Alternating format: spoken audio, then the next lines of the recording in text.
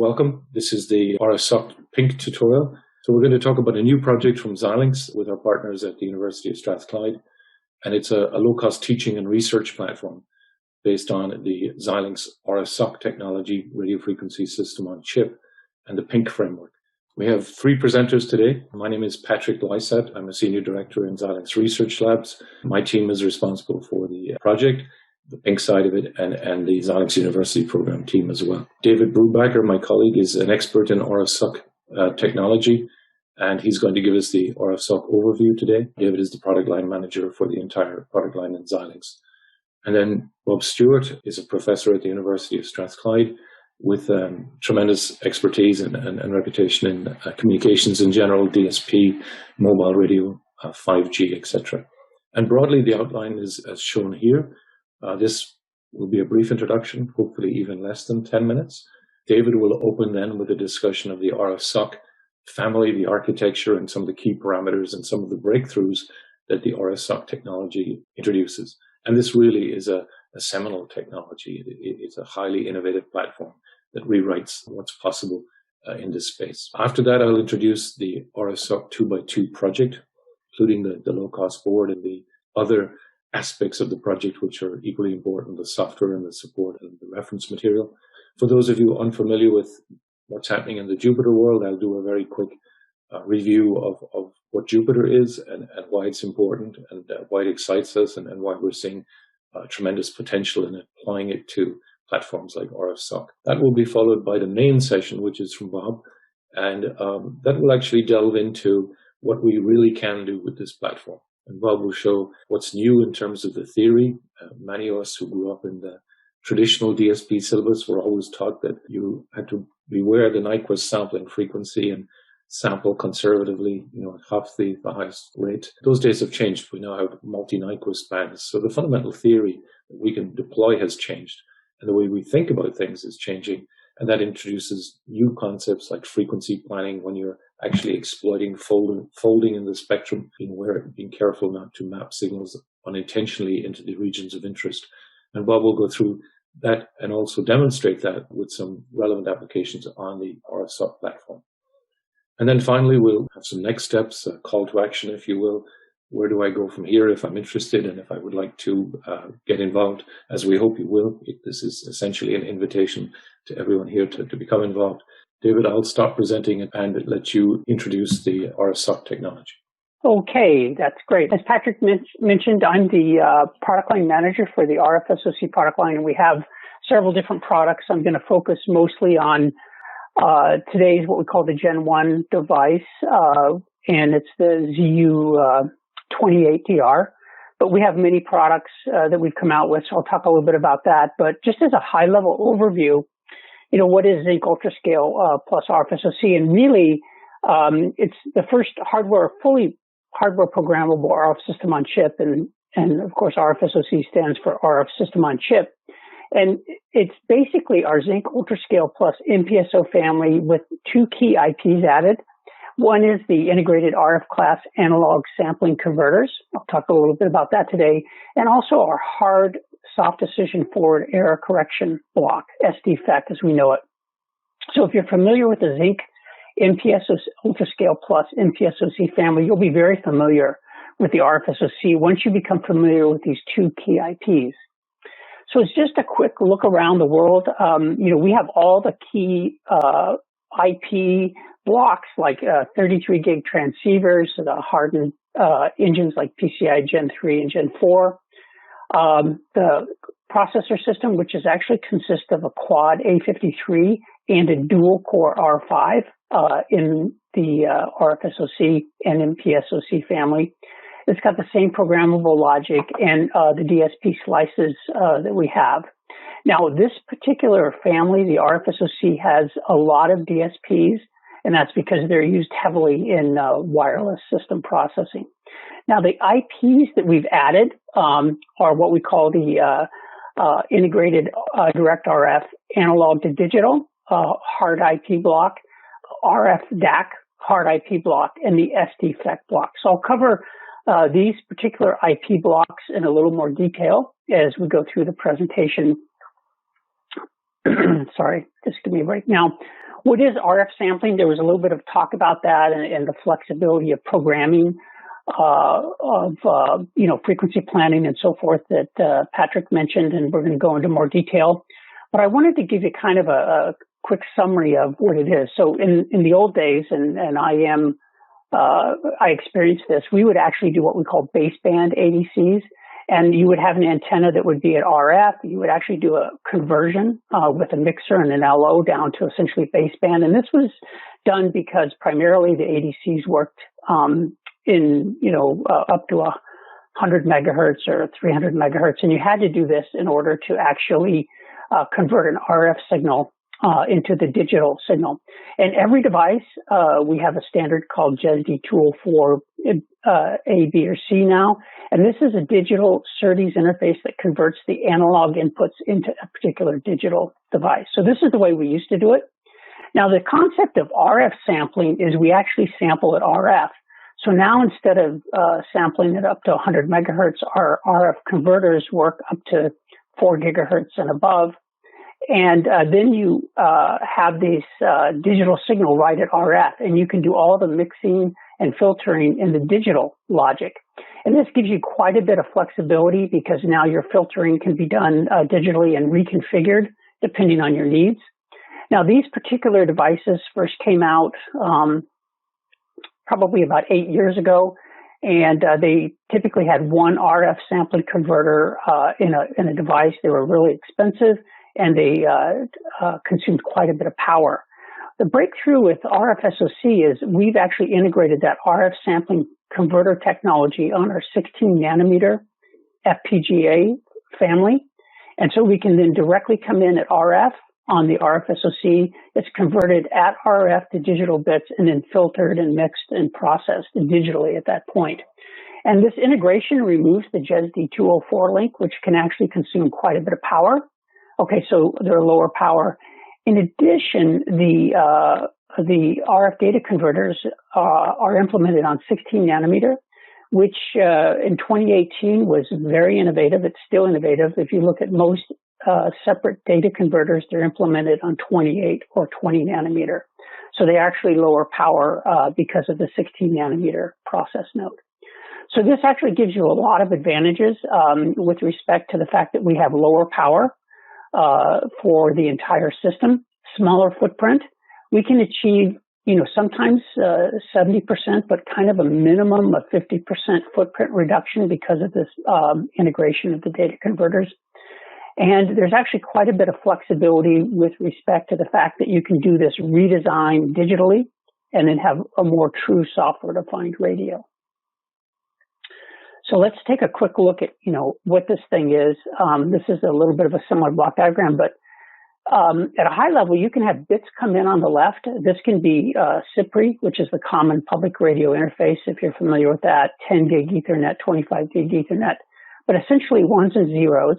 You can receive it with our SerDes. You can actually do forward error correction on the device. You can have a modem in the programmable logic. All the logic, we actually have quite a bit of IP, such as digital pre-distortion, crest factor reduction, depending on what you need. And then essentially these bits are passed over to this hard block, which we'll talk a little more detail, and they come out at RF. So bits in on the left, RF out on the right, and likewise RF in on the right, and then bits out. You can then use the quad ARM processors to do a variety of techniques, sometimes control and management of a radio, or different things, as you'll see throughout the presentation with the PYNQ framework. Now, the applications are pretty broad. When we came out with this, they actually had three main markets that we viewed for this particular device. One, of course, is wireless, aerospace and defense. And then there's a variety of them in SATCOM, what we call terrestrial SATCOM, test and measurement, and even cable access with what we call a remote PHY node. All of these are very large markets for the RFSoC. So broad application.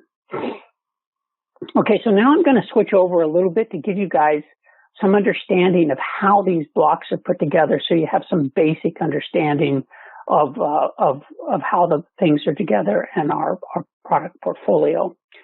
So the first thing I'm going to talk about is the ADC And we have what we call a tile. And a tile is a group of ADCs. And we also have a DAC tile, which I'll talk about in a minute. But a tile has up to 4 ADCs. As you can see here, we named them 0 through 3. And each ADC is connected to the package. Of course, we have buffers on it that operate over the full RF range. And in the Gen 1 family, this goes from DC to 4 gigahertz. Okay, so you have 4 independent ADCs in a tile. That's the maximum number of ADCs we can have in any tile. And we do have different numbers of tiles and configurations based upon the final chip. Now, we do have quadrature modulator correction in the device, and then we have what's a crossbar. Simply put, this allows you to send a digital word from any ADC to any NCO and digital filtering block. Okay, so we have essentially an independent mixer and NCO and decimate block. This is a hard block for every ADC in a tile. So this is what we call our quad ADC tile. This is actually in what we call the ZU29DR. Now, bear with me. At the end, I'll show you the product family so you know how this all gets put together. But the simply put, the ZU29DR has 4 ADCs in a tile. Okay, so just kind of remember that. And what we do is we have what we call a dual tile, which I'm going to jump to in a minute. And that tile, what we actually do is we take 2 of the quad tiles and then we time interleave them. Okay, so because we're time interleaving these, they're sampling at twice the rate as we had in the quad tile. So what you can see here is I'll bounce between this is we have a sampling clock in 2 gigahertz sample mode, which would be the quad tile. This RF sample clock can internally run at 2 gigahertz, and then we sample the ADCs at 2 gigahertz. And then that's, of course, what the rate we sample at, okay? Now, in the dual tile, what we do is we time interleave 2 of those. So now this, as an entity, is sampling at 4 gigasample, okay? So this is essentially how we build our ADC tiles. They're either what we call dual tiles or quad tiles. Now, the ZU25, 27, and 28 are actually what we call dual tile ADCs, and the device that the RFSoC 2x2 board runs this is the ZU28DR. So it actually samples at about 4 gigasample. Now, I use 4 gigasample as an approximation because the actual rate is a little bit different. I think it's 4.096 gigasample. Okay, now there's many ways to hook this up. With respect to the dual tile, you would have availability of 1 NCO and mixer, and you can actually have a real output or an IQ output. So there's a couple different ways to hook this up, especially with the crossbar, where you can come in with IQ at RF. You can come in with a real RF and then have IQ output also. So a very flexible interface that's all set up by some of the configuration. Now let's go ahead and take a quick look at the DAC tile. Now we have ADC tiles and DAC tiles. So now a DAC tile has 4 independent DACs, and essentially it's the mirror image. We do interpolation. Again, the interpolation on the Gen 1 is 1, 2, 4, and 8, and this is a hard block with the filters. Okay, so you can again put this in at IQ or real, and then you can come out with the DAC output in both real and IQ mode, and there's 4 DACs per tile. Now, these are actually sampling the DAC sample at 6.554 gigasamples per second, on all cases of the devices. So, just as a quick summary, our RF DAC and ADCs are implemented as hard IP blocks. Within those hard IP blocks is the sampling converters, either an ADC or a DAC.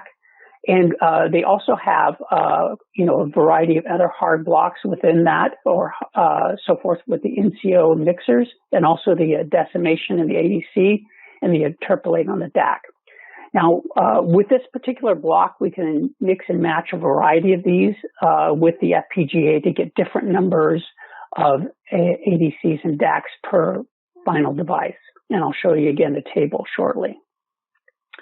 Now, let's just take a quick look at the other IP that's put into the RFSoC, and that's called the soft decision forward error correction block. This particular block is done for a couple reasons, but every wireless system in the world uses some sort of forward error correction. And this is, of course, is that, we can't transmit signals over a channel without some error. So we stuff some known bits in the signal chain, and then by using that, we can actually correct errors. Now, there's two main ones that we are concerned with here. One is what we call a low density parity check, LDPC. And that actually is used in 5G systems and also in DOCSIS 3.1, which is the data over cable system interface specification, which is that cable access requirement. SDFEC LDPC codes are quite complicated to build in programmable logic and consume quite a bit of power. The other code we use is turbo code, which is used for 4G. So we support both of these in this hard IP block. And to give you an example of why we do this is if we were to implement an LDPC FEC core in soft logic, it would take about 33% of the dynamic power. Now, if we do the hard block, we actually get about 80% power reduction by doing hardened core. And of course, you do this when you know exactly what you want to do with, some configurability. So that core in the RFSoC takes about 1.2 watts of dynamic power. It supports like 20 gigabit of LDPC encode and then 2.8 gigabits per second at 8 iterations of LDPC decode. And we can do about 1.8 gigabits at 6 iteration on the turbo code. So if you're building a typical, wireless modem, you would need this IP.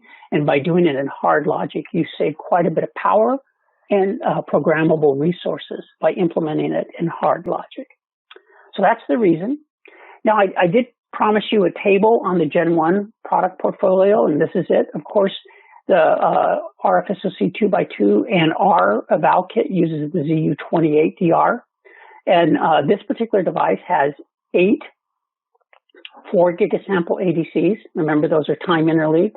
And it has 8 6.554 gigasample DACs, but it also has 8 of the SDFEC cores. So this is actually the part with the most amount of kind of the full feature device, with the exception that the ZU29DR has 16 ADCs and 16 DACs. So these, of course, are what I call the quad configuration, and they sample at about half the rate, 2.058 gigasamples. Now, we can then put these tiles in hard IP blocks to create a whole variety of products. So we have everything from a ZU21 up to a ZU29, and they basically have different amounts of ADCs, DACs, and SDFEC blocks. You'll see we have a ZU21. It actually doesn't have any data converters at all. It just has the SDFEC, and this is used in baseband processors for wireless systems typically. And then we have different amounts of system logic. So this is the family, but we're going to focus on this particular, the rest of the project on the ZU28. Now, even though this has an 8x8 and our eval kit has 8 DACs and 8 ADCs available, the RFSoC is actually a condensed version with 2, it's called 2x2, so 2 DACs and 2 ADCs. And you'll get more detail on that shortly. So I did want to just give a plug for what you can get through Xilinx on our standard eval kit. We call that the ZCU111. It's an 8x8. It does use the ZU28DR, and it's a board that looks like this, and then we have daughter cards you can plug on. And it comes very complete because we have the daughter card and all the cables to hook it up. And I would just say the downside of this particular device is it's incredibly expensive. It's probably one of the most expensive kits that we build at Xilinx, and it's not because we just put the price at that point. We actually do not make much money at all on any of the eval kits we sell. We provide them, but it's a very expensive kit to build because of the amount of flexible configurations we put on the board, and then the daughter card with all the RF connectors and baluns and cables. So it's expensive. That would be the downside. And the RFSoC 2x2 is a much more economical platform to do some evaluation. Okay, so we do have a full thing here. I just wanted to show that and talk a little bit about it. but that's not the main thrust of this meeting. Now, just quickly, I'm a little bit running out of time. I did want to show some of the performance. These RF data converters work incredibly well. They're in the same class as any of the tier 1 analog provider IPs.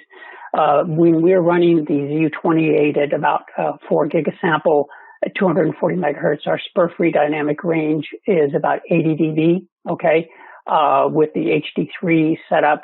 And this is very, very good RF sampling performance. Just quickly looking at what we call the noise spectral density and some other plots. This is actually running at 900 megahertz. And the main thing here is the noise spectral density is minus 151 dBm per root hertz, per hertz. Now, this is actually quite good for an RF sampling converter. And when you do an RF sampling converter, rather than using ENOB, which is the whole Nyquist frequency band, you really need to look at noise spectral density because you're going to decimate down and you're going to have a better performance. So this is a metric we promote within looking at RF sampling converters. And then lastly, the IM3 is we're seeing about 85 dBc on the DAC for IM3 performance. We also have very good noise spectral density on this particular device. All of these parameters you can find with our AC/DC data sheet. So moving quickly along, we've talked a lot about Gen 1. This came out in 2018. Since that time, we've actually released in full production on Gen 2, and that particular device is only available in a 16 by 16, but we pushed the input to 5 gigahertz. And we did announce about a year and a half ago our Gen 3, which is coming into production at the end of last year and early this year. We have a variety of parts. We've pushed the bandwidth to 6 gigahertz. Okay, so it's been a very successful product line, and so we've continued to release and upgrade the IP. We just announced a product called the RFSoC DFE for digital front end, which goes up a little bit higher in frequency and has some other IPs on it. If you need more information, I want to direct you to www.xilinx.com/RFSoC. We have all the product families there, the specifications. You can find the data sheets and some white papers, which will help you to get a better understanding of the RFSoC.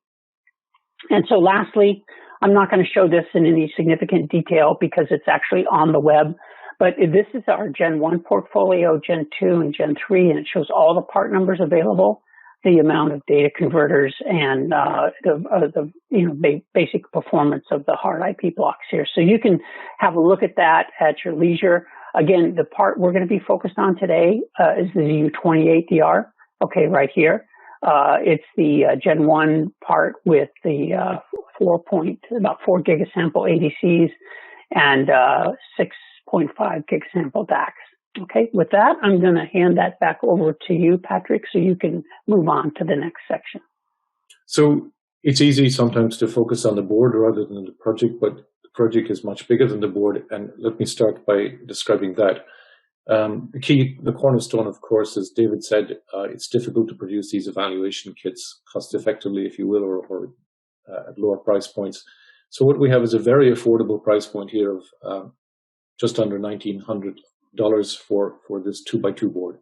And it's been designed specifically to make this technology accessible to academia. And this is essentially a breakthrough price. And this particular board features 2 RF DAC and 2 RF ADC channels. And we'll talk a little bit how that relates to the ZCU111 that David mentioned later on in the talk today. Now, the technology itself is very powerful, but with power comes complexity. And so we've been placing a lot of attention on making this an easier experience for people, trying to make people more productive, trying to make the effort of getting started easier, and on-ramping and sharing expertise in good ways. So the PYNQ framework addresses that, and I'll talk about what that is in a little bit of detail after I go through the board specs. And hopefully by the end of that, everybody will be comfortable with what we mean by Jupyter and PYNQ and how this relates to the radio frequency system on chip device. The project includes a lot of collateral of materials that are all open source. There are tutorial materials. All the notebooks are executable, so you can actually reproduce what we're showing you. It's not like getting a paper or a PowerPoint presentation. And there are many design examples. Now, going to elaborate on that a little bit more, because these design examples frequently are small segments of an application or something that you can't reproduce. In this case, we'll give you whole spectrum analyzers that operate in multi-gigabit bands, and all of the material will be free. And we'll actually demonstrate the spectrum analyzers to you today, so they're completely usable as they currently are.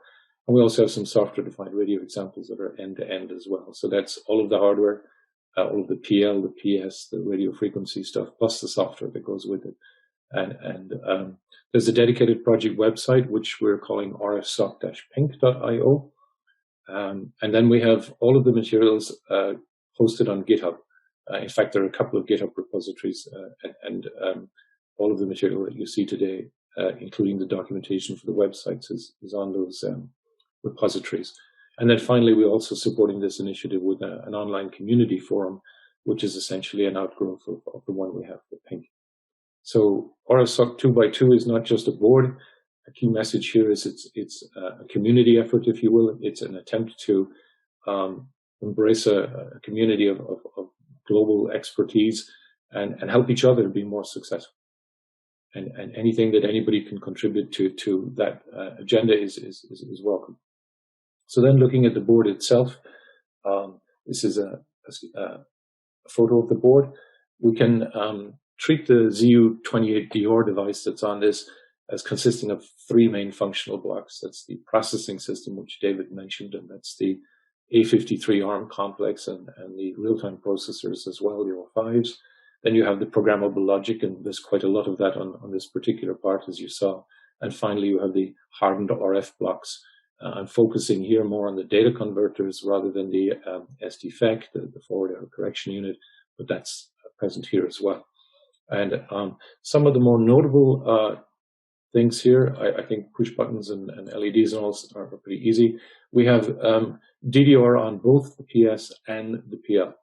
And this gives you great flexibility on the PL side, because it means you can do more complicated designs.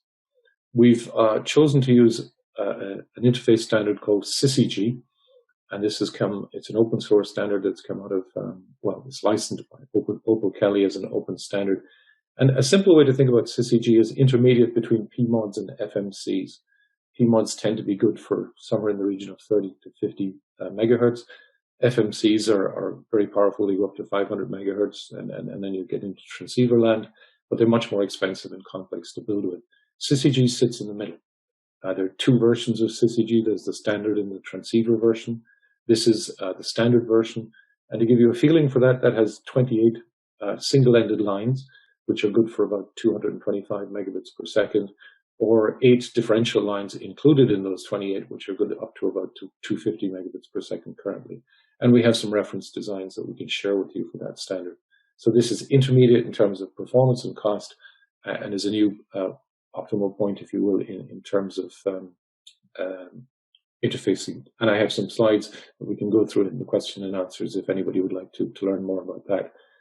The RF DACs, two of the radio frequency DACs are pinned out, and 2 of the ADCs.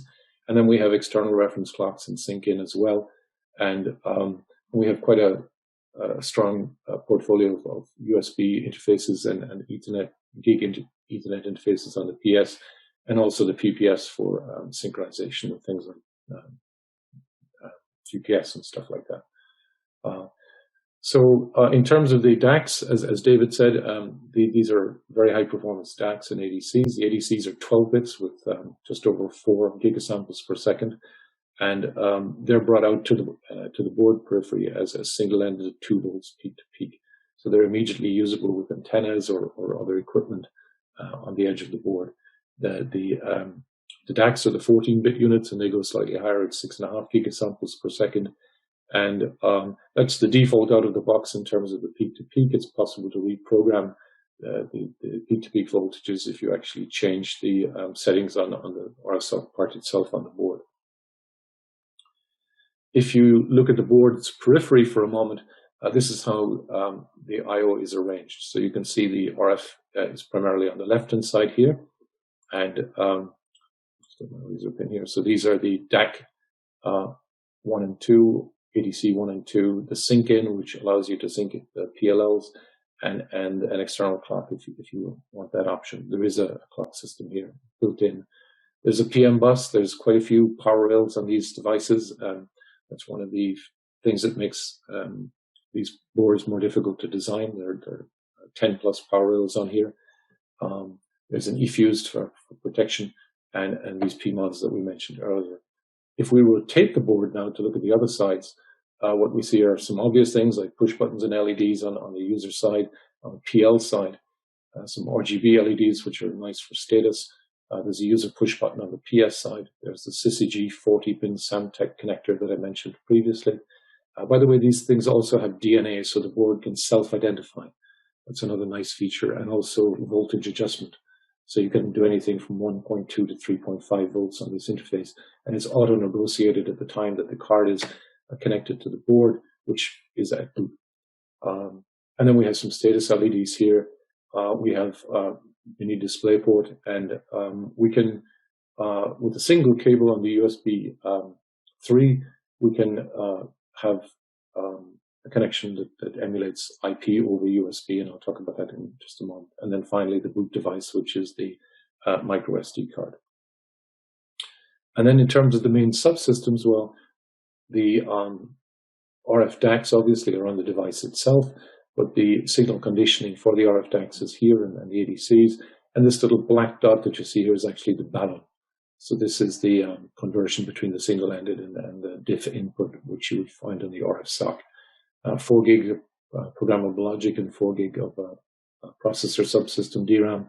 We have the clock source, the internal clock source here.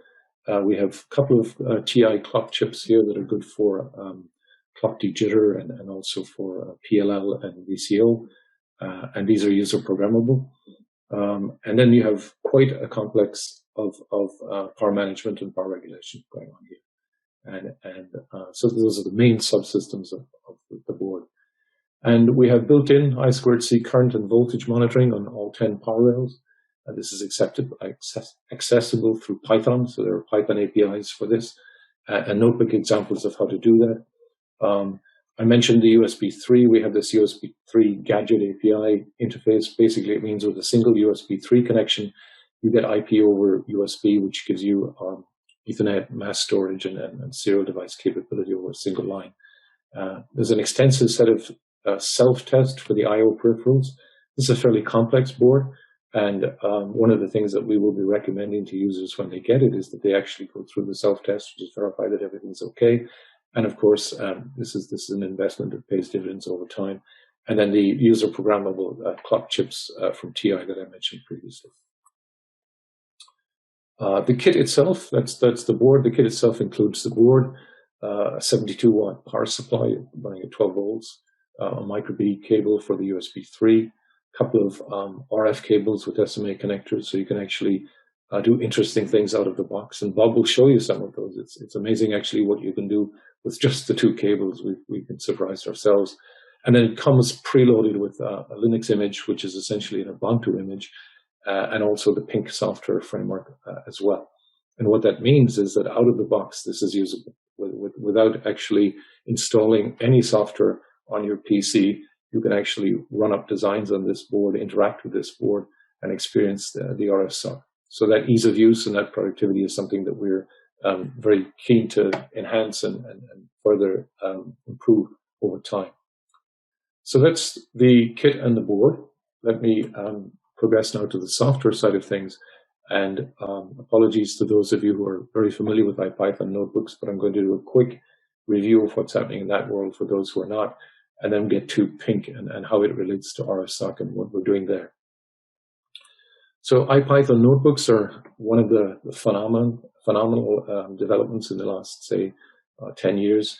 Essentially, you take a web page, and whereas traditionally we've had text and rich media and web pages, you now extend it so that you can actually put code and the results of executing that code into the same window. So what you're seeing in this diagram here is Python code and the results of executing that code, along with the documentation and the image that represents what you're actually trying to achieve, in this case, an image recognition application. And this has grown in popularity because of its use usefulness dramatically, and it's now being taught to literally hundreds of thousands of students every year, and it's being used complete across industry and across education.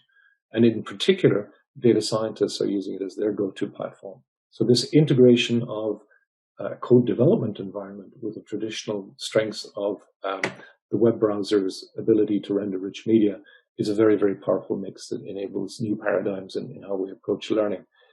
It should be said that the motivation for this project, it started as IPython, and people liked it a lot and said, love this idea, but are we restricted to Python exclusively? And people came and said, I'd like to use my Julia language. This was the MIT guys who have a very impressive Julia language, and the data scientists used R. And so the project was morphed, if you will, from just being an IPython, Python-based system into being available for any language that was interfaced to it. And currently there are 80 or 90 different language kernels that actually support this model, including C++, for example. So it's grown in popularity. So the next stage was the people who were using going back here just for a moment, the people liked this notebook a lot, developers liked it, but they said we also need the other things that our IDE gives us. We want editors, we want shell windows, we want the other capabilities. So the project morphed from just being Jupyter Notebooks to Jupyter Lab. And Jupyter Lab is an IDE in a single browser window, but each of these are independent sub-windows, resizable, etc. And they're all completely extensible in open source. And each one of these is an equal peer. So none of these windows has priority over, these panes has priority over another. So what you're seeing here is a preview of what Bob is going to show you. This is a Jupyter notebook for a spectrum analyzer running on RFSoC. This is the output of that spectrum analyzer showing traffic. This is a frequency planning tool we've written as a Jupyter notebook. Here you're seeing a console. This is just a find or treat command. And here you're seeing some productivity tools we've added. We've integrated hardware introspection, which complements the software introspection that you get with Python. So you can actually introspect the design that is on your FPGA, and you can search it and find things. Like, for example, I'm concerned that maybe two peripherals share the same memory map. I can find those memory maps from this environment. So this is the underlying architecture. There is a Jupyter web server, which talks to an external browser, standard Google, Chrome, Safari, whatever browser. And then the support for multiple languages comes from this idea of a kernel wrapper. Each of these kernels can be a different language, such as R, Python, Julia, etc. And you can have multiple languages supported by a single server. And then the notebooks that we've referenced are simply JSON files that are then delivered by the web server to the browser, and the browser renders them. So people often think of Jupyter notebooks as being very Python-centric, but there's actually a lot of TypeScript and JavaScript code that ships with this as well to do the rendering in the browser. And one of the most important aspects of this is it's all based on worldwide standards.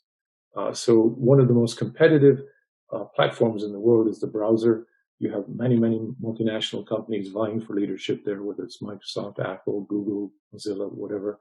And the standardization and competition is such that everything here is open, and Jupyter leverages this very well.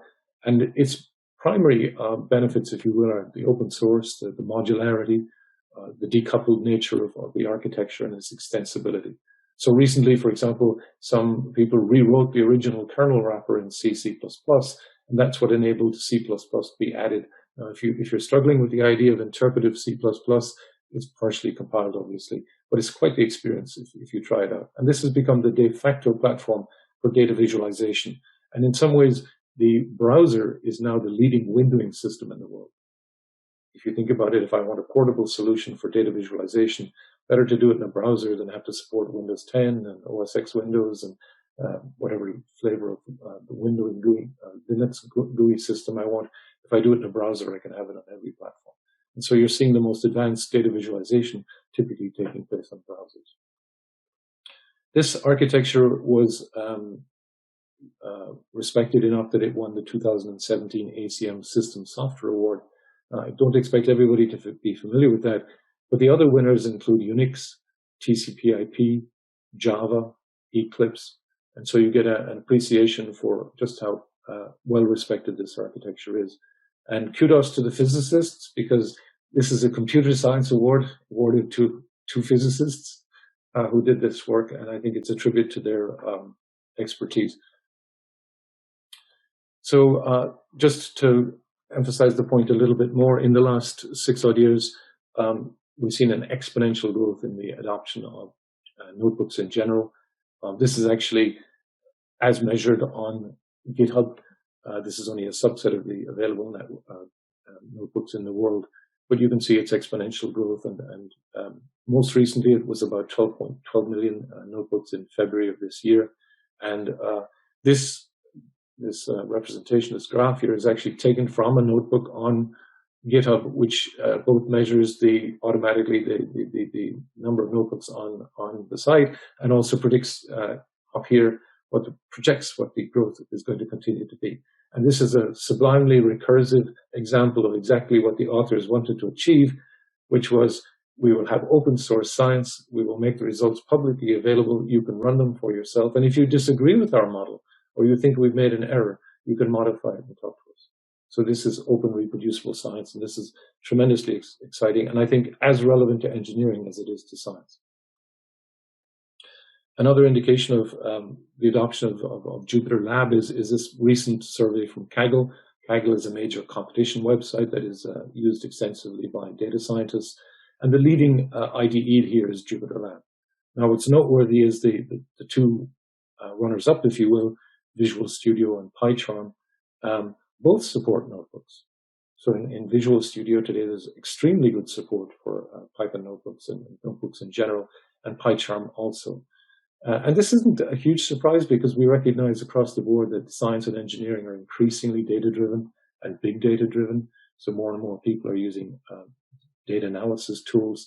And we see this as a logical extension to what's happening with software-defined radio and radio with RFSoC. Because if you think of RFSoC and how David described it with those gigasampling A to Ds and D to As, it's like a big data chip. This thing is generating and syncing and sourcing data at gigasamples per second with 12 and 14-bit accuracy on large numbers of inputs and outputs. So it's kind of this whole area, if you like, we're seeing two convergences.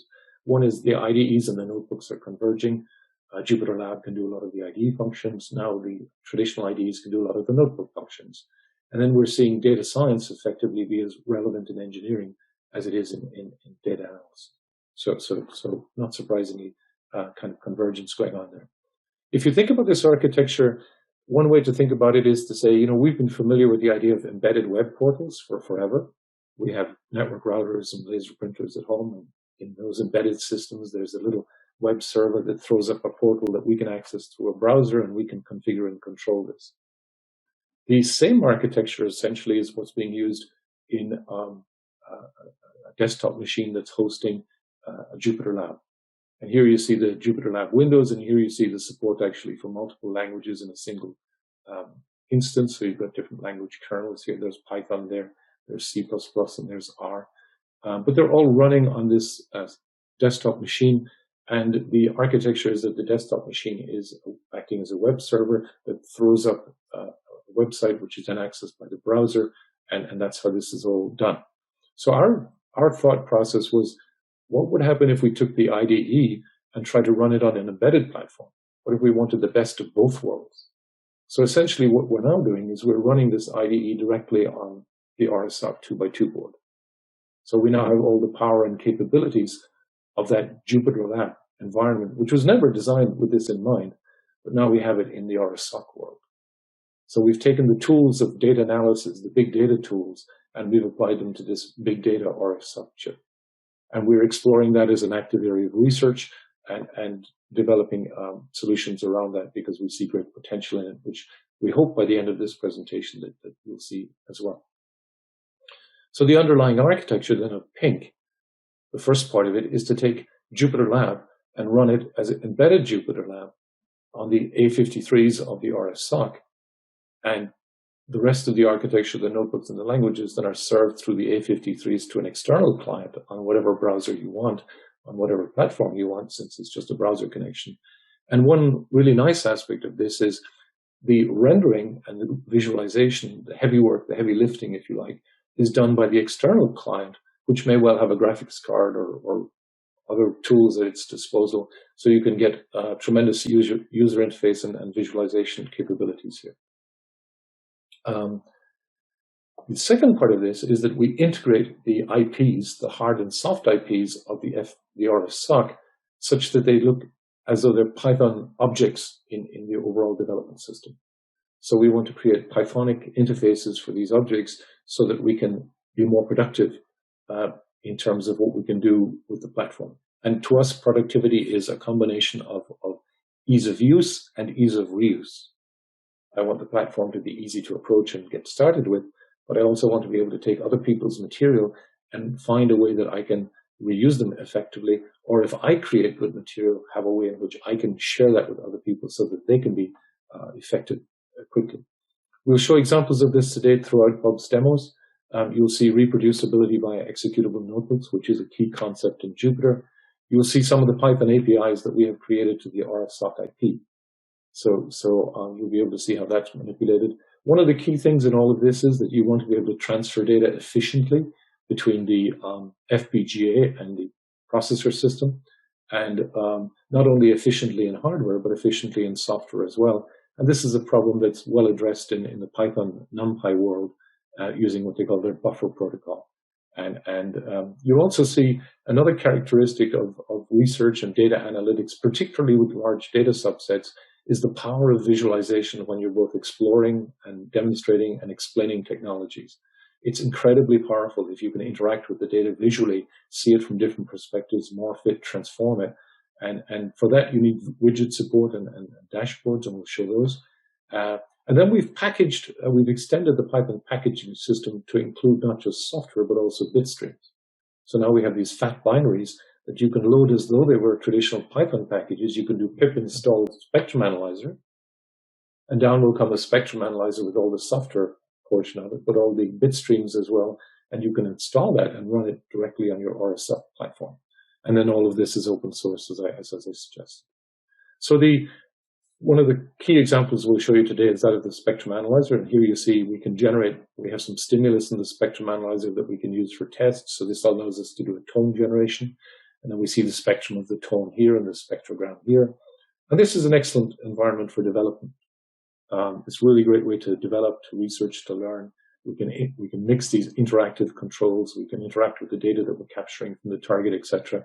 But there are times when this is too much, that you just want to expose the functionality to somebody without the detail.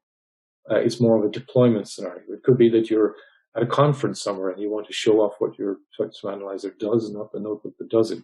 And for this, you have dashboards. So dashboards have come out of the data analysis world. And so you're seeing exactly the same notebook, but represented as a dashboard, which essentially is an instrument panel, if you want to think about it like this. So we can bundle up our notebook as an instrument panel or a demonstrator. And this is great for demonstrating your research, for giving it to people who are specialists in other areas, but not in your particular area, so they can just use the functionality. It can allow you to customize individual tools very quickly, great for teaching. And the transition from the notebook to this dashboard is very, very efficient and very effective. So this technology essentially is borrowed from the data analysis community and repurposed here. And several of the examples that we will show you have full working examples of the dashboard capability. So we think this is a way for both industry and academia to accelerate development that otherwise would take them months of effort, and reuse, and that's a critical component of productivity, reuse best practice from other disciplines. So at that, I'm going to hand over to Bob. Bob will put life to the words to the slides that I have been showing you and show you some exciting stuff, I hope. Bob, over to you. Thank you, Patrick. So I'm going to talk about, of course, the RFSoC 2x2. I'm going to do some demonstrations and then just talk about the edu support and the SDR design notebooks that we've been using and designing with XUP for this project and the board. Some of this, is very dear to me, because if I go back to 1997, I'm from the Sound Blaster generation of the 1980s. when sound cards came along in PCs and revolutionized many things. In some ways, we're almost at the same point with RF now. We've almost got the RF blaster with us. And I can recall in 1997, thinking forward, but never really believing that one day the day would come when on the same chip, you could be sampling at RF frequencies and essentially digitize, nearly everything you require, all the way up to gigahertz. And easy to draw a block diagram in 1997, but difficult to conceive what might just happen in engineering to make that real. But it is real now. And what I want to show you today is some of the support that we've been involved in building with XUP, Xilinx University program. And then I want to do some demos. But I am running live on the RFSoC right now. And towards the end, I hope to go live and we can maybe do some spectral exploration or other types of design. So what I'd like to show you is I'd like to run some live implementations. And we're going to start with the spectrum analyzer. And the spectrum analyzer comes in the base overlay. So you open the box and it's there, ready to run. And it really is easy to get up and running. We're then going to just add a little wideband antenna. So a $2, maybe less antenna you can get from Amazon or somewhere else. And just show you can start straight out of the box. And we'll live scan and view some of the radio frequency spectrum. And we'll go down to 90 megahertz and we'll go all the way up later to 4 gigahertz, just demonstrating that absolutely we are digitizing the spectrum all the way up to 4 gig, which is our sampling frequency. And we'll explore a few signals and we'll see some spectral characteristics. And if we had time, you can look up databases and you can work out that if it's FM, TV, 4G, 5G, we can see it all. We'll realize that we have to do things properly, and we'll add in an anti-alias filtering stage just to show what happens there. And we'll relate that to the whole business of higher order Nyquist sampling. And once again, we cannot do a complete tutorial today, but we'll show you the extensive materials and notes that we've put into the project that you have instantly available if you acquire one of the boards. I'll also add a little wideband low noise amplifier.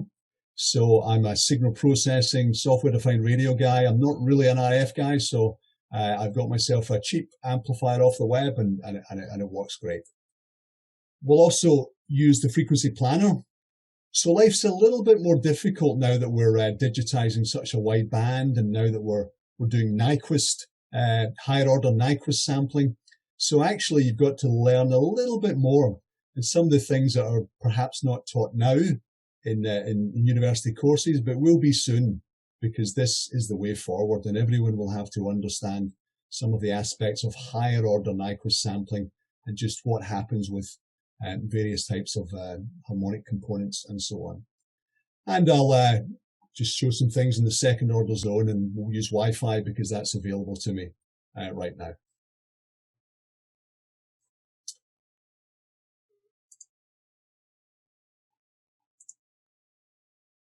So the UK RF spectrum, so this is not a detailed presentation, but if you were to go and look up our Ofcom database, you can see exactly what is at all of the different frequencies in the UK band up to high tens of gigahertz. Some of the things that we will instantly see in just a few minutes, we can be down here looking at some of the FM radio. And then we can maybe, we can short range devices. I can get my car keys out. We'll have a look at the 8 megahertz television bands. We'll have a look at some 4G. We could maybe look at 5G up at 3.5 gig and so on. It's all going to be visible to us. And of course, if you want to build a system where you're acquiring a particular band, yes, you may need other RF front end filters. You will need internal DSP decimators and filtering and so on. But I'll show you the high level. I'll show you where our resource materials are. And when you get the board, we hope you will be started very quickly. And of course, above 1.7 gigahertz, we can still go. We've got old 3G and we've got satellite, we've got Wi-Fi, and then we've got 5G in the UK up at 3.5 gigahertz, and US has got CBRS, shared spectrum, and we can go all the way up to millimeter waves And again, using a suitable intermediate frequency system, the RFSoC is absolutely perfect for high tens of gigahertz as well. So, in the box, you can get started fast.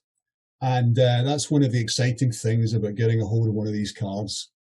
You'll get the RFSoC, the 2x2 that Patrick has shown, and David gave us some of the details on the RFSoC device. It'll come with cables, power supply. And on the right-hand side, I've added a couple of other things that I'll use today. So the RFSoC, you will get your RF cables and, of course, your power supply, and you can get a cable to connect to your computer. Some useful low-cost add-ons I've used today, and I do mean low-cost, a few dollars. We're going to use a simple wideband antenna.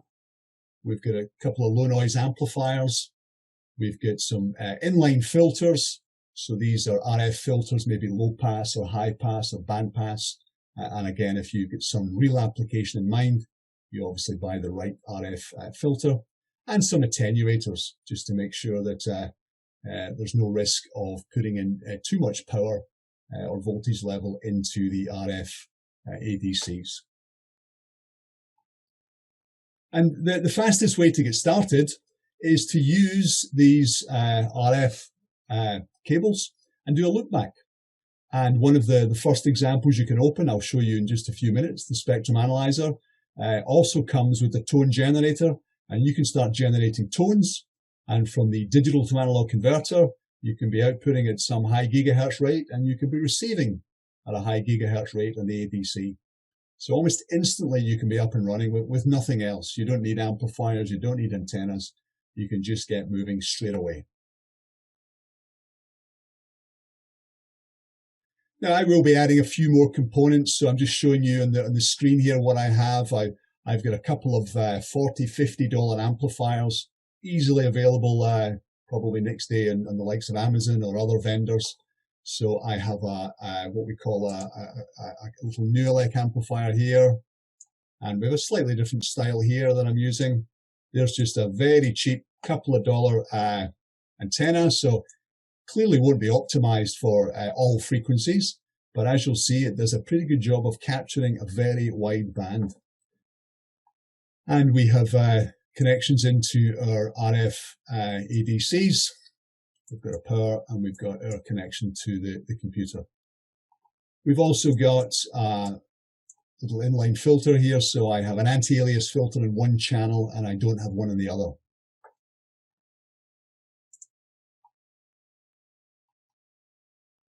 Now, one change that we have with likes of RFSoC technology is that we're no longer just dealing with sampling and getting all of the information from 0 to FS/2 or half of the sampling frequency.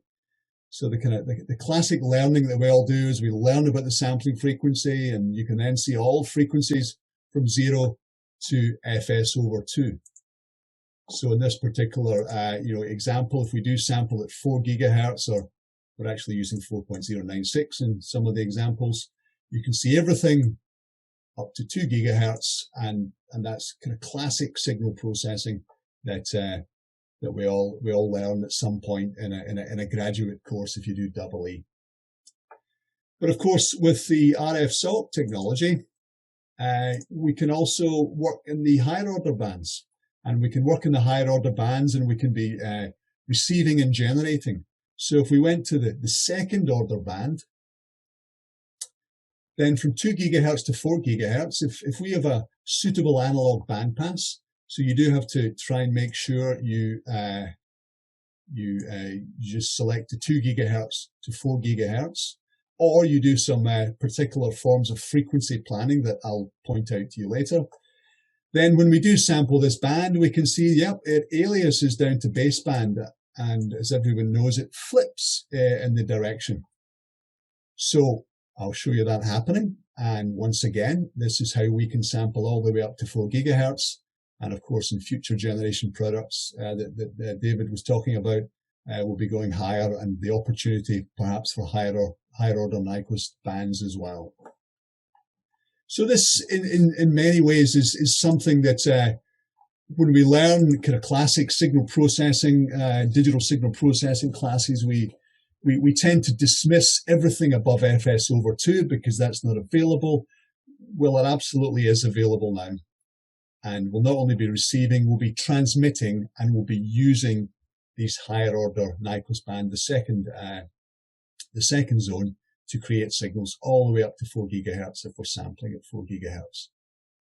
Now there's more detail. We're using quadrature modulation. We're using quadrature sampling. So again, the detail, what we've worked very hard to do is make sure that's available for people in the notebooks, which I'll be showing you shortly. So the notebooks that we have, so again, when you get your board and you got your base overlay and you download some of our materials, we've been working with XUP just to produce some notebooks on the fundamentals. Some of it will be a reminder, some of it will be new information just about the special features of the RFSoC, and of course, higher order Nyquist bands and sampling. So that, some of the key ones we have at the moment are just reminding you about sampling and quantization. And again, life's a little bit different now because we're going above half the Nyquist rate, working with frequency spectra, baseband modulation, filtering, modulate and demodulate. And once again, remember, this device can go all the way up to generate signals at 4 gigahertz or receive signals at 4 gigahertz. And we'll tell you about the RFSoC architecture. So we have our own tutorial on the materials that will try and allow you to understand just what's new, what's real, and what you can do. And as well as those fundamentals, we have some advanced designs. And I do mean advanced. We've got a full OFDM transmit and receive. So going up to 1024 QAM. So if you know anything about OFDM, this is the real deal. This has got all the timing and all the synchronization, and you can choose to transmit at whatever frequency you wish, as long as you've got the appropriate RF amplifiers for transmit and receive. Remembering, of course, you need to be careful about transmitting because it's not legal to transmit in certain frequency bands. So always check what is legal in your area or what power levels you must use, or you will use a cable. We also have machine learning, so we have an interest in machine learning, and from a signal processing point of view, we have some notebooks that will talk about modulation classification. So receiving a signal on the air and trying to decide what it is, AM or FM or QPSK, or what would it be? So a form of pattern recognition.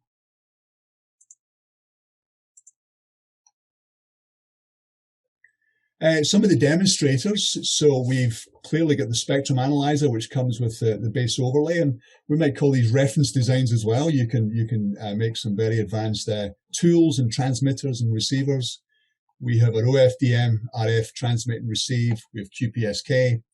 We have a BPSK example from First Principles, which is teaching you the basics of how to start from zero and build a full transmitter and receiver. And then we have some presentations and notebooks on automatic gain control, very important feature of any radio frequency system.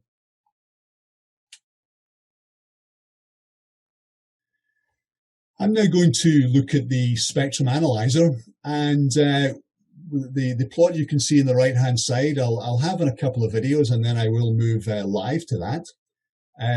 What I'm keen to demonstrate today is how easy it is to get up and running with this board. And as long as you have a basic understanding of connecting things together, a little bit of awareness of radio frequency and signal processing, within minutes, you will be digitizing the entire spectrum from 0 to 4 gigahertz. So what I'm going to do now is I'm just going to switch to just a couple of videos. So I'm just going to open a video and share my audio. First, connect your computer to the USB or network port of the RFSoC 2x2. Next, connect a 12-volt power supply to the power connector. Then, connect your antenna by screwing to SMA port ADC1.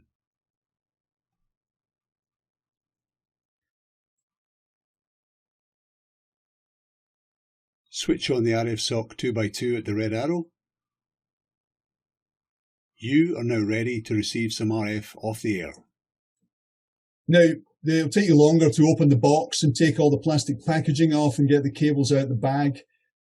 Clearly, there's some software installation to do, but in terms of the physical hardware, I'm taking a $2 antenna and I'm connecting it straight to the board.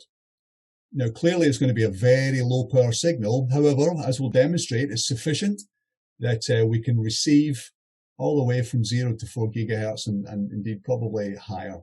And that's it. We've got the power, we've got the connection to the computer, we've loaded up our software on the PC, and we're ready to roll, just running from a browser. So let me go to the next demonstrator. So this is me communicating with my board. So I'm actually doing this over an Ethernet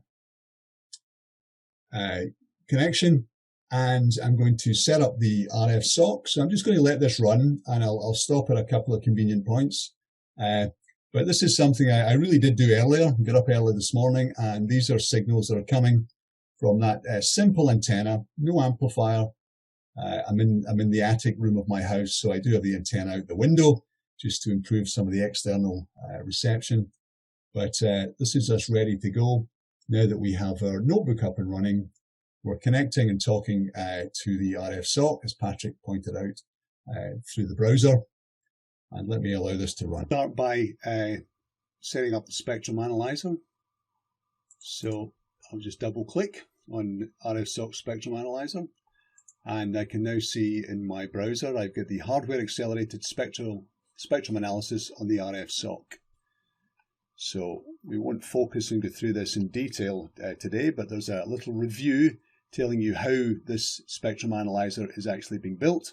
It has two channels, channel 0 and channel 1. And we just have to get the software run. So we'll run the first piece of code. And we'll now initialize the analyzer and set up the user control. We also have a tone generator, which we'll use for some loopback. So let's start the tone generation. And let's then start the spectrum analyzer. So we'll just wait till everything's loaded, initialized, and then we'll do some frequency inspection of the radio band.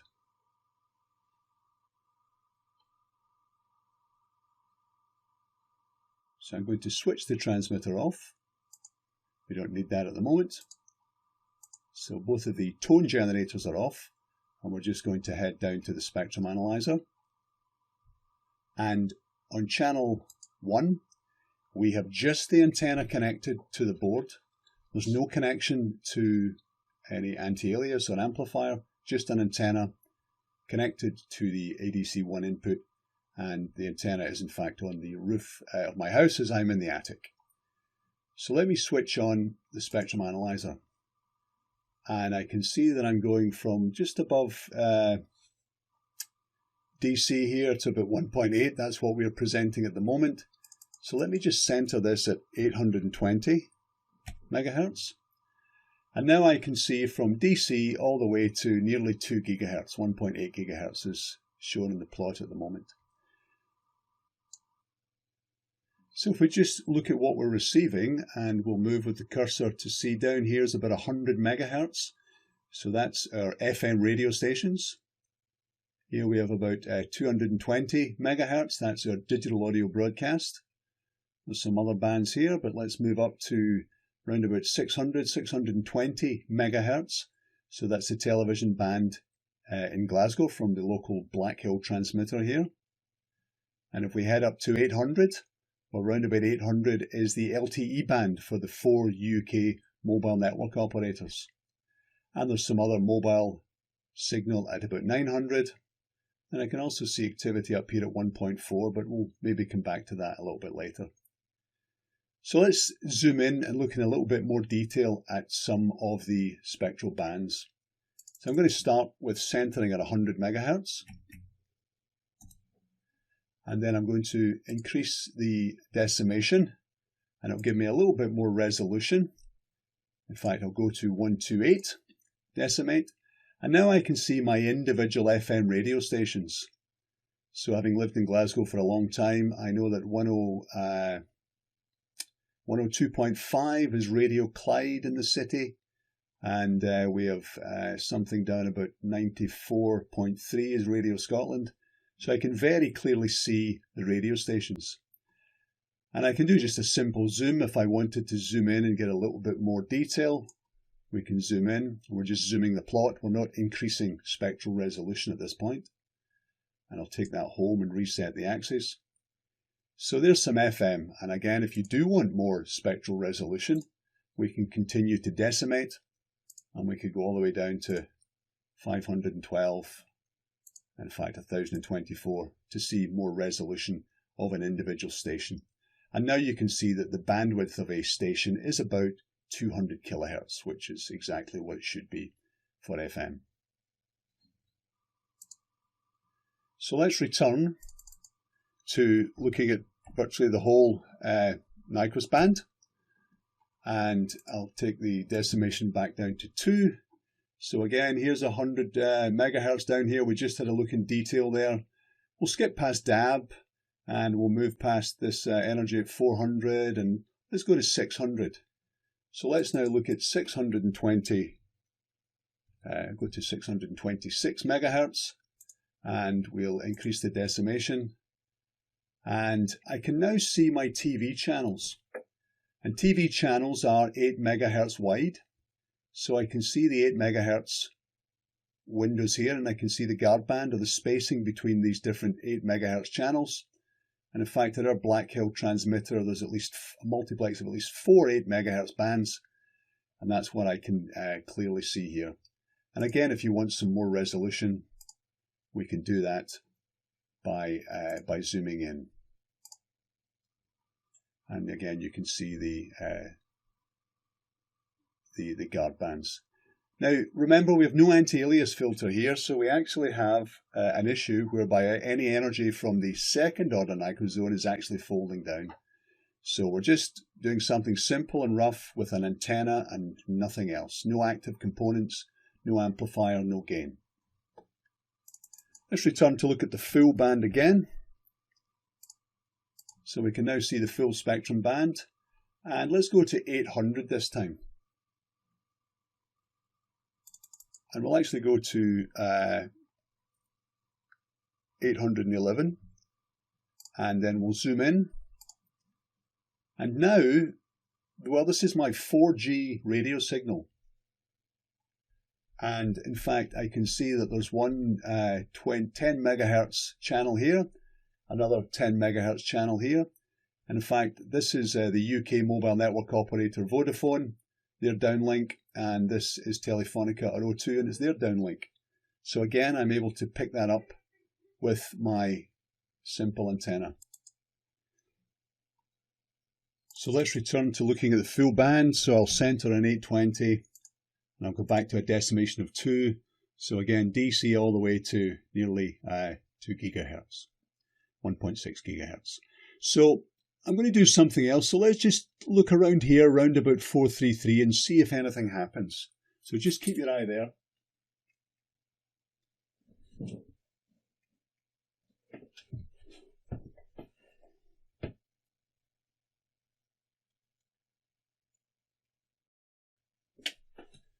So what actually was happening there was I have my car keys and I have a RF remote control, and that fires at 433 megahertz. So let's center on 433 and we'll zoom in. So I can see really nothing happening at the moment at 433. So what I'm going to do is I'm going to press the button on my car key.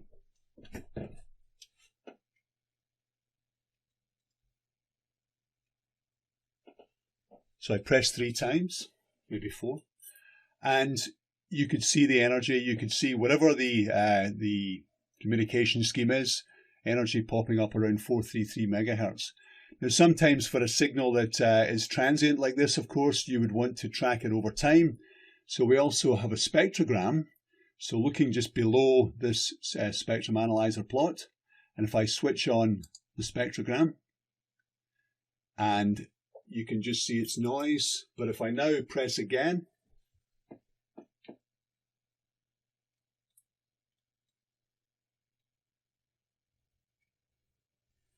and with 3 presses, you can see down here in the spectrum analyzer, we have time versus frequency. So for any signal, really, we can run the spectrogram and allow you to see how the signal might be evolving over time. And it's also good for picking up very small, low-level signals. So you can see a couple of bits of energy here, which may be signals in the real world, or it may be some non-linearity that we'd have to investigate. And again, you can see something else happening over here. So this actually looks like a real signal, something happening at 422. And looking this up, it's actually got something to do with the mobile network operators on 422 to 424 and some additional signaling for their network. So let's return to looking at the first order Nyquist zone. So we'll center again at 820. We'll widen the window. Our decimation of the data is only a factor of 2. So again, we can see from about DC all the way to 1.6 gigahertz. So we had a look at FM. We had a look at some of the TV signals. We saw some LTE. And there's another signal over here at 1.4, which, well, I've not really discussed what that is yet, but that's something I'll look at in just a minute, because actually that signal isn't at 1.4 gigahertz.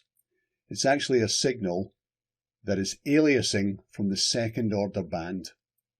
So that's part of the problem that we have to solve with anti-alias filters for the first or second order bands, and we have to therefore put inline filters in place. So that's just a quick run through the RF spectrum from 0 to nearly 2 gigahertz, so 0 to FS over 2 so far. And once again, you can be doing that really within minutes of opening the board and being ready to run. And it was just plain antenna, no gain. Of course, if we start learning a little bit more about the RF world, we probably would like some gain. We would like some anti-alias filtering, and we would like to make sure that we've got perhaps some channelizing filters as well, again, depending on what you're doing. So I'm just going to add in a simple amplifier stage. And again, this is something that you can do, and something that, it's a few tens of dollars to buy these wideband amplifiers. So they're pretty good low noise amplifiers. So let me show you what we're going to connect next, and then I'll show you what happens. We can insert a wideband amplifier after the antenna. This is a low noise, linear, wideband, variable gain RF amplifier.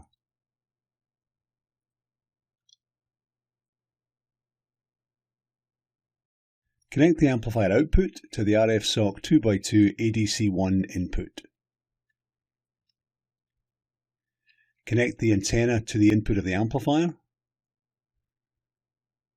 Connect the power to the amplifier. And now ready to receive amplified RF signals over the air. But be aware, in this setup, there is no front-end anti-alias filtering, so higher order Nyquist bands will alias to baseband. So aliasing to baseband, that's just something, again, we have to be aware of, and we are aware of it. And we'll also be analyzing it when I show you the frequency planner that anyone working in this domain has to be more aware now of frequency planning. So let's also consider an anti-alias filter. So that's just an amplifier in line. So if I wanted to put in an inline anti-alias filter, again, not too expensive. You can get these filters off the web. So let me show you where we put the anti-alias filter. We can insert a low-pass anti-alias filter before the amplifier. This is a mini-circuits inline low-pass filter, DC to 1300 MHz. There's at least 40 dBs of attenuation across the stop band. Depending on your signal of interest, sometimes you might put the filter after the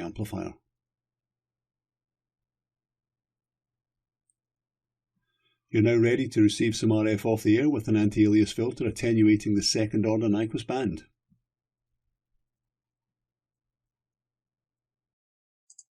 And we switched on at the end there. So that's us put an anti-alias filter in. Now remember, I've got two channels. I've got channel 0 and channel 1. So I'll just do another example, just showing you the effect of that simple anti-alias filter. So it's cutting off at 1300 megahertz or 1.3 gigahertz. And I've only chosen that. That was just one of the filters I had available. But you can see that given my sample rate is 4 gigahertz, 0 to 2 gigahertz is my Nyquist band. Then I'm grabbing most of the lower part of the Nyquist band. So let's just look at the difference that filter will make for us. So let's switch off the spectrogram so we can focus just on the spectrum analyzer. And I'm going to go to spectrum analyzer channel 0 now. And I'm going to switch it on. And the difference we have here, and let's set to the same frequency band, 820 center, is that we have an anti-alias filter. So we have the filter mentioned before, 1300 megahertz cutoff. So 0 to 1300 megahertz is passing, and above that's been attenuated by at least 40 dBs. So just what you can see here, the 1.3, so 1.3 gigahertz is about here, if you can see where my mouse is moving. And if you can recall the low pass characteristic, we're getting about 40 dBs above 1.3 or 1.3 gigahertz or 1300 megahertz. So this is channel 0, where we do have the anti-alias filter in place, and in channel 1 we don't. And quite simply, you'll see that in this one we have no energy above 1, or very little energy above 1.3 other than the noise. So let me restart. Again, just a simple plain antenna. We don't have any amplification stages, and it's a passive filter. So viewing from DC baseband all the way up to just viewing 1.6 gigahertz, with no anti-alias, we can see that above 1.3 we're still getting energy coming through. And if I look now in channel 0, where I do have an anti-alias filter at 1300 megahertz, we can see that this energy has been attenuated. So that's a placement of my anti-alias filter. Now, we did also speak, just we go back for a second, we did also mention that we can put the amplifiers in line as well. So I'm going to add the amplifier in line in the spectral analysis. You saw me do the small video for that. And I'll demonstrate again that with the total amplifier, you can obviously put some gain in there. Careful not too much gain. But again, my signal coming from my antenna is very small, so I'm not really concerned about saturating the input stage. So we're now going to add the amplifier in line. So we've now plugged in the linear wideband amplifier, so that's giving gain across all the frequencies in our 0 to gigahertz band, 4 gigahertz. So if I now change the gain, then you can see as I put the gain up and down, the plot changes, so we can see it manifesting itself as a noise floor dropping. And I can put on gain, of course not too much gain. There's a danger that you might saturate the ADC, although I'm using a very, very low power input from my antenna, so there's not going to be much chance of that here. But you can see that with the amplifier we can add our gain, and that will maybe help you find and amplify signals that you might want to review and receive. If we zoomed in round about the mobile frequencies again, so let's go to 811. Let's give ourselves some more decimation. So again, you can see that if I change the gain, I can clearly amplify my signal in some way. So that's a gain stage being added in to my device. So let's just leave it there. And what I'm going to do is add in an anti-alias filter now. So we've now added the anti-alias filter, and you don't see a great deal of difference here. But if we go back to the main window again, we can see that because we're removing components above 1300 megahertz, you can see some energy from high frequency signals still gets through. It's only attenuating by about 40 dBs. But now we've done a pretty good job of band limiting in our baseband.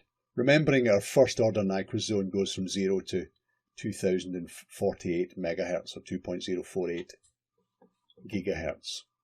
Now, of course, we're showing you this, and again, this works out the box. It's in the base overlay, the spectrum analyzer, and the other notebooks I will show you are, you can download these very quickly. Of course, we had to do the DSP design for this, so that design has been done, and the engineering team have put together the spectrum analyzers and the OFDM and all of the other signal processing software-defined reference examples. Then everything's been packaged up. Then it's been put into the PYNQ environment and runs on the board. And we have these kind of Jupyter notebooks and lab facilities that make it very easy to engage and control. And just to remind you that, of course, in creating this, we had to build the signal processing design. So that was actually done for the spectrum analyzer and some of the other designs with MathWorks HDL Coder. So working inside Simulink, we built the FFT, we built all of the filtering stages and all of the options to change the decimation ratio, the options to change other parameters. Some components were done in Xilinx System Generator, also running in MathWorks Simulink. And again, that can leverage Xilinx IP and cores. And then this is all integrated into a PYNQ design, and appropriate memory interface simulation and the transfer of the data, test it, get it up and running, and what you're now seeing is the finished product.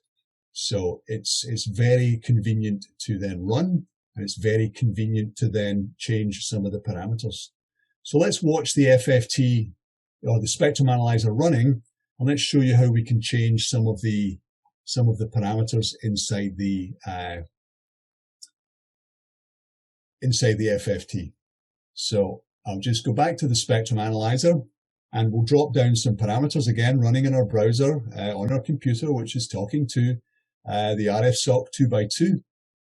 So we'll just do a little bit of FFT. So what we have now on channel 0, there is no anti-alias filter, and channel 1, we have a filter cutting off again round about 1300 megahertz.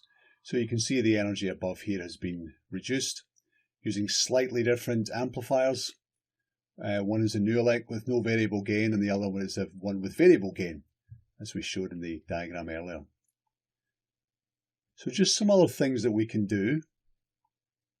So let's choose again to look at the 100 megahertz band, and let's zoom in a little bit to see the FM radio stations again. And we'll go even lower. So we can see a particular station here, around about 99.5 megahertz. So let's just push in a little bit more. So we're going all the way down to a decimation ratio of 1024. So again, we're zooming in. Now, the spectrum analyzer, of course, has other types of settings. And we can use classic windows as well. So we've just been defaulting to a Blackman window. But of course you can choose to change this to rectangular. And again, depending on what you understand about the process of windowing, or we could have a classic Hamming window. And once again, this might help you observe your data in some particular way. So that's another feature that's in the spectrum analyzer and available in both channels. So if we go away from the window settings, and inside the spectrum analyzer as well, we can change the number of sample points in the FFT. So we could increase the resolution one more step, so we can get up to 8192. And again, we get much better, or we get improved resolution. And you can work out the resolution of an FFT by taking the sampling frequency and dividing by the number of samples. And of course, we have to work with the decimation frequency. So a few DSP things to review and remember, but this spectrum analyzer is working according to all the classic mathematics and rules of the FFT. Nothing ever changes in the world of mathematics. There's some further settings, plot settings, which just are parameters that will allow you to change the way the plot looks. So we only plot 80% of the Nyquist stop band. We could, of course, change that to be higher. And in terms of the plot height and the plot width, again, these are user controllable parameters, and also how often you update the screen.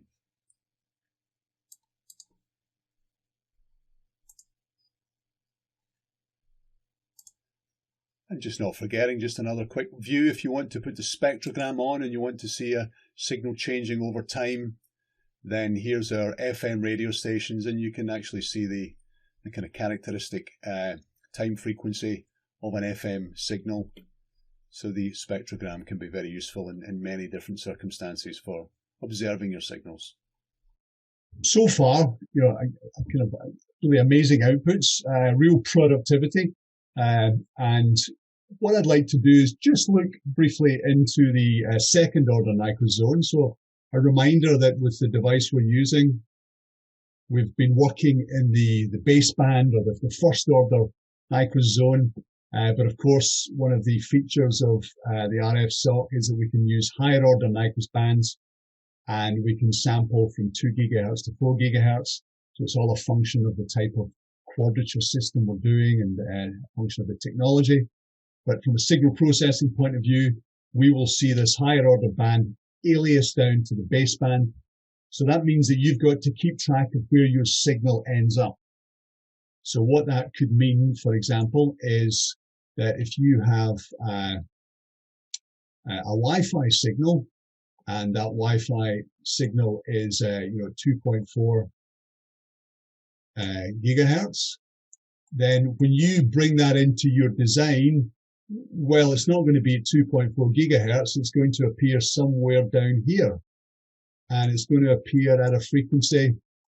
Well, anyone who's done signal processing knows how you work out the frequency. You work out this difference, and then you subtract it from FS over 2. And not difficult, but a little bit inconvenient. So once again, the frequency planner tool will do some very advanced things, but it'll also help you with some of the simple things of working out where your signal will end up. Where do you find the Wi-Fi signal in your sampled data stream? So I'll try and show you another example doing that. And we'll start off with just a tone, and then we'll look for Wi-Fi, and I'll set up a Wi-Fi signal on my phone. I'll download a file so my phone will start running Wi-Fi, put it next to the antenna, and you'll see that my Wi-Fi is going to appear in the baseband somewhere down about 1.6. Let's look at the Wi-Fi. So again, we have from 0 to about just above 1.6 gigahertz. And our center frequency 820 decimating by 2, so we can see most of the Nyquist band. What we're going to do is see if we can see Wi-Fi now. Now Wi-Fi is at 2.4 gigahertz, therefore it's sitting in the second order Nyquist zone. So just to help me with that, I'm going to use the frequency planner tool. So again, we put a version of this that will run on the RFSoC 2x2. So it's taken the Xilinx tool that's been available for some time, and we put an instance to help us run when we're doing designs within the RFSoC 2x2. So heading to the ADC, so it's a pretty simple use of the tool here. My spectrum analyzer is sampling at 4,096 megasamples a second, 4.096 gigahertz. And my Wi-Fi is going to be round about 2.4, maybe 2.450. So if I look to see where that will appear, then according to the plot I have over here, so there's a lot of other information about harmonics and other more advanced frequency planning components, and I'm afraid we won't have detail or time to do in detail today. But if I now just look to see, so around about 1636 to 1656, so if I look in this band here, I might expect to see Wi-Fi aliasing down to the first order Nyquist zone. So remember, I'm not using any anti-alias filter here at the moment, So everything in the second order zone will fold down. So let me return to the spectrum analyzer, still running on the board. And let's place a center frequency at 1645. And we don't see much activity. We see occasional things happening there, but let's zoom in a little bit more. So we'll zoom in. And what I'm going to do is I'm going to set my phone up on Wi-Fi, and I'm going to download a large file. And as I download the large file, we should see activity. You can already see some Wi-Fi signals popping up. So this is the aliasing from 2.4. So let me download a file now. So I'll start downloading the file now. You can now see lots of activity as my phone goes onto the Wi-Fi and begins to download. Now, as before, we could center that a little bit more, and we could zoom in a little bit more as well. So that's the alias from the Wi-Fi.